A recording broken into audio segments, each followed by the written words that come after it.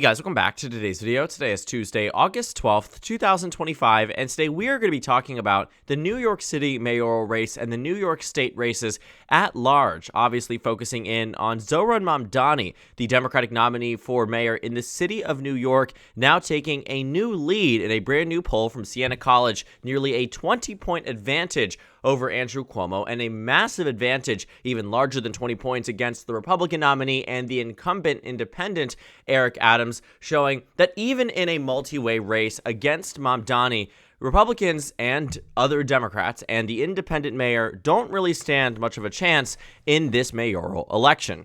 Now, Mamdani came into this as the position of frontrunner, and that arguably was the best place to be in, for obvious reason, for his campaign, but one that made it so the other candidates would have to do a lot of maneuvering in order to get around it.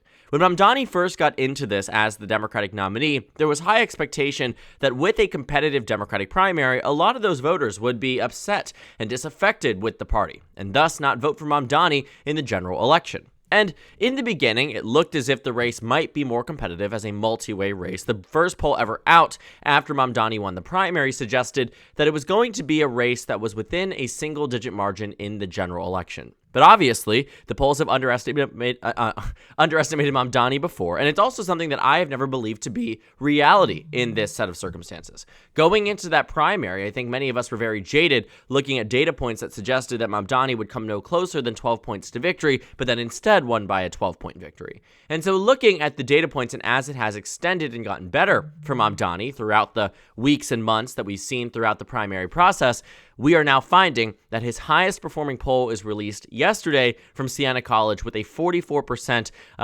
expected vote share in a four-way race. Now, Mamdani being at 44% again is quite notable. Notable insofar that we find, it is just notable, that if you combine all of the vote share for the opposing candidates, Curtis Sliwa, Andrew Cuomo, Eric Adams, if you are to, let's say, in a hypothetical, say, all of these candidates drop out and endorse just one, and make an opposition against Mamdani that is so robust that all of their support ends up trickling into this one candidate's pool. As a combined vote share, they are tied with Mamdani.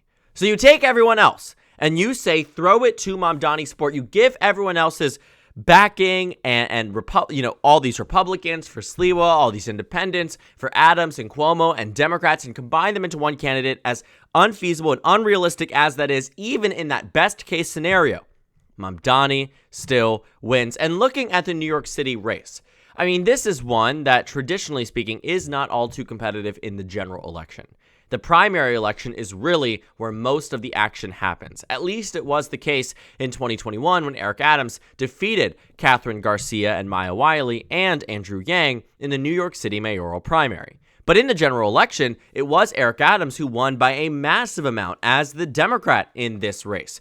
But now, Mamdani not receiving full-fledged support from New York Democrats across the state is facing former independent, now independent mayor Eric Adams, facing former Democratic governor Andrew Cuomo, longtime Republican nominee for various races in New York, Curtis Sliwa. I mean, this is a race that is being largely defined by a national party's movement away from Mamdani and a state party's movement away from Mamdani. And despite that, and despite the lack of major endorsements and high-profile figures in this race, Mamdani still pulls ahead. Now, don't get me wrong. New York City is a blue city. It is nearly impossible for this Republican Curtis Sliwa to even come close to victory, even in this multi-way, high-profile race, because he's a Republican. This city fundamentally wants Democratic governance because Democrats outnumber Republicans in the voting electorate 6-1 in this state. That's massive. That means that it is going to be someone like Cuomo or Mamdani or Adams who likely, more likely than not, would make it across the finish line in a head-to-head race against Curtis Sliwa, even as unpopular as they are, which is largely why Adams, who went through a contested primary, showed no signs of that in a general election. But it is a multi-way race, and Mamdani, many Democrats wrote off from the very beginning that his policies were too out there, that his strategy was too online, that his type of energy and his type of campaign strategy was not effective in the nation's largest city. But obviously, he proved them all wrong. And now we're finding that it is voters in New York City that are now preferencing Mamdani in this race. They are saying that in this, ultimate huge section of candidates, looking at the four-way five. I feel bad saying four because technically speaking, there is another declared candidate here, Jim Walden. But realistically speaking, four primary main candidates in this race here, Mamdani is winning a lot. Amongst Democrats in the city, they favor Mamdani over Cuomo 53-32, even larger than that primary victory. You're finding that, looking across independent voters in the city, 30% support Mamdani, 20% support Adams. I mean, these are pretty notable numbers, especially for Mamdani, who's doing very well. Looking at the voters under 35, overwhelming for Mamdani. The plurality of voters supporting him across the state. I mean, this is really where you find that it is older voters that are more for Cuomo. Republican voters are more for Sliwa. And some of the independent voters find themselves a home with Adams. And it's not enough to take down Mamdani as this primary candidate on the Democratic side, and that arguably speaks to the electoral abilities of Mamdani. I mean, this is a candidate who has everything stacked against them besides the voters. When you take a look at the amount of money that has been funneled into this race, I mean, we talk about this a lot. Why do Democrats typically win a lot of these battleground toss-up swing districts and states on the national level for Senate races, House races, despite Donald Trump winning many of these districts and states? Look at 2024. A lot of it actually has to do with the amount of money that is spent against a Republican candidate. Or often, Republicans nominate someone who is unelectable while Donald Trump is electable and question, why is this our circumstance, that Republicans lose. But a lot of it is the cash advantage that Democrats have in many of these races.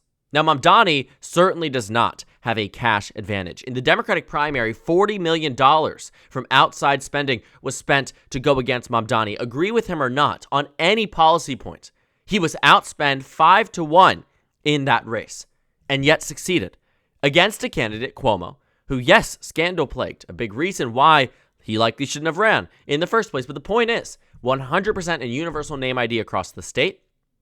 Not popular with Democrats, but was endorsed by President Bill Clinton and a number of other top Democrats in the area and region. I mean, Mamdani didn't even see a lot of these endorsements from mainstream candidates until after he won this primary. A lot of these people that are now jumping onto the train, in many cases, are saying they feel obliged to because he's the Democratic nominee for mayor and not because they believe in his vision for the city of New York. And believe it or not, voters aren't looking at these endorsements to make their calculus around their decision. They're looking to Mamdani and saying that we are backing him through and through.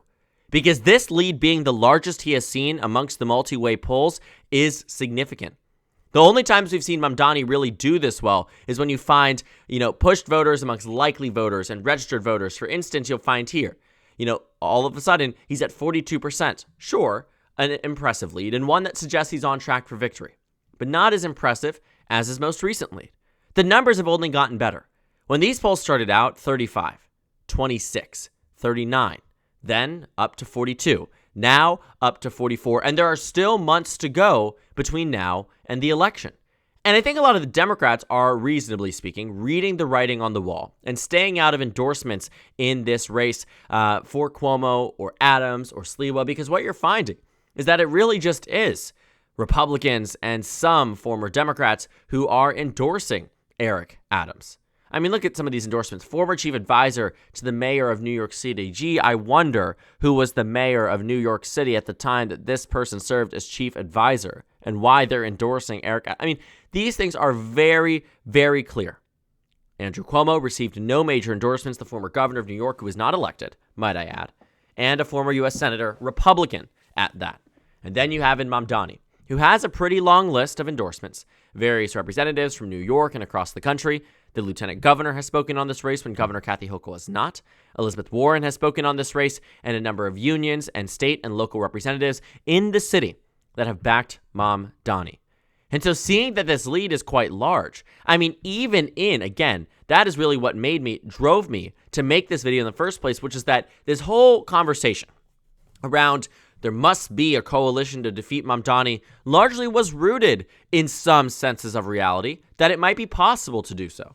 When you take a look at those early numbers, right? When you take a look at that first poll released since the primary, Mamdani at 35%. The combined vote share against Mamdani, not saying that they would all unify behind one candidate, but technically speaking, if they did, was 59% to 35%, which is what Mamdani was getting in this multi-way race.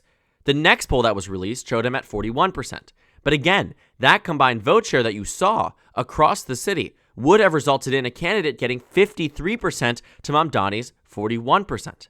Then Data for Progress came out with data. Again, the numbers said that 53% of voters would back the opposition candidate to Mamdani's 40%. The numbers hadn't been good, but they had been improving, and they certainly were impressive. Don't take that away from Mamdani being in this position, coming out with no institutional support and backing out of the primary, and an upset victory at that, upsetting a lot of the establishment in the city. But as the race has continued, now what are we seeing? Combine all those votes for Adams, Cuomo, and Sliwa, what do you end up with? 44%, with 10% of voters ultimately undecided. And knowing the track record of the polls in the Democratic primary, I'm not as thoroughly convinced that they are capturing in the amount of support that Mamdani truly has. Take a look at what the data was telling us. In the multi-way race and first past the post, Cuomo was always leading. Obviously, he did not win in the first round on election night, but all the data points were telling us that he would.